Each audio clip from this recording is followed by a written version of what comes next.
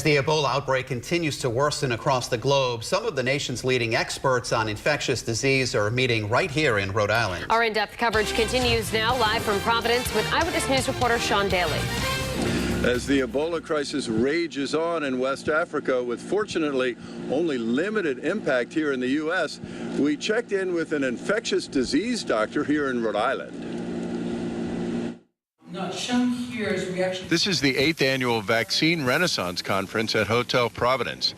The medical experts here are keeping a close eye on the Ebola outbreak in Western Africa and on what's happening with this deadly infectious disease here in the U.S. I think that what we're learning from the exposure of the nurse in Spain and the exposure of healthcare workers in Dallas is that although we may have thought that people were adequately prepared and we really left each hospital to its own devices to kind of prepare for this, the potential transmission of Ebola, we're learning that actually people haven't been that well prepared and that the facilities weren't adequate. Dr. Annie DeGroot believes the focus should be on delivering adequate resources to West Africa. And when we stand by as a nation and don't really seriously intervene in West Africa, that's shame on us. Back here in the U.S., Dr. DeGroot is grateful that the CDC will now send a team to respond to every single case of Ebola. I think the CDC needs to, instead of standing by and saying, oh,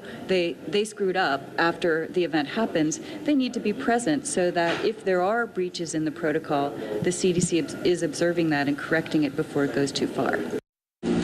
Dr. DeGroot believes the stakes are way too high to operate otherwise. Live with the Providence Mobile Newsroom, Sean Daly, Eyewitness News.